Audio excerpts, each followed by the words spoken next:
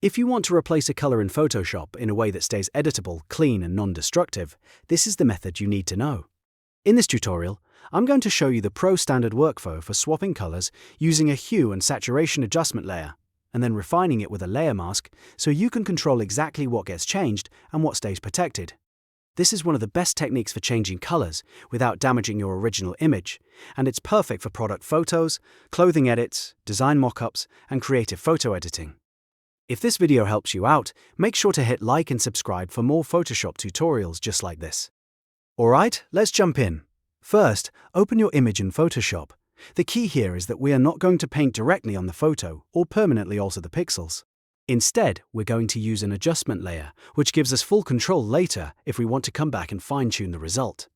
At the top of the screen, go to Layer, then New Adjustment Layer, and choose Hue and Saturation. Click OK to create it. As soon as you do that, Photoshop will add the adjustment layer above your image, and you'll see the Properties panel appear on the right side. Now look closely at the Properties panel. You should see a color range selector, along with a small hand icon tool called the Targeted Adjustment tool. It usually looks like a tiny hand with arrows pointing left and right. This tool is extremely useful because it lets Photoshop automatically detect the exact color family you want to change. So instead of guessing whether you need reds, yellows, cyans, or blues, you can let Photoshop identify the color for you. Click that Targeted Adjustment tool, then move your cursor onto the area of the image where the color you want to replace appears.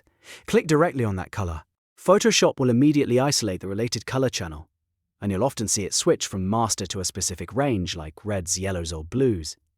This is what makes the method so powerful, because it targets only the selected color range instead of affecting the whole image.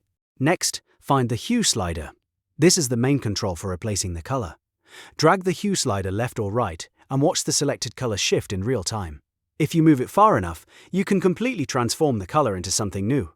For example, a red shirt can become blue, green, purple, or almost any other shade, depending on the image and the range you've selected.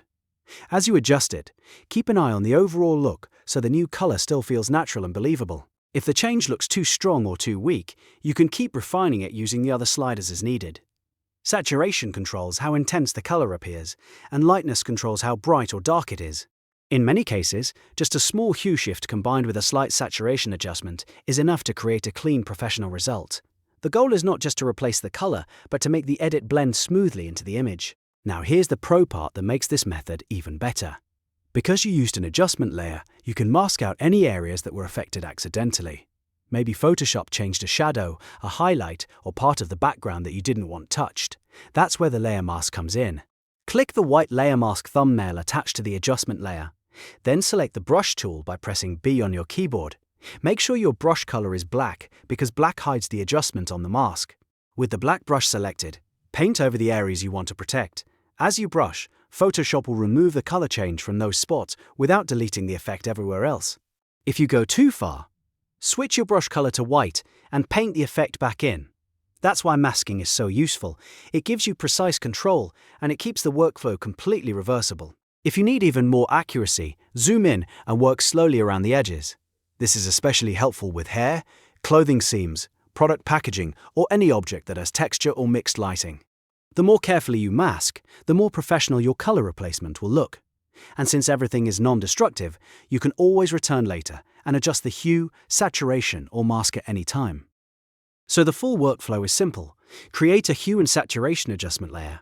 Use the Targeted Adjustment tool to pick the color, shift the hue slider to replace it, and then use a black brush on the layer mask to protect any areas that should stay unchanged. That's the safest and most flexible way to replace color in Photoshop. If this tutorial helped you, please hit the like button, subscribe for more Photoshop tips, and let me know in the comments what you want to learn next. Thanks for watching, and I'll see you in the next one.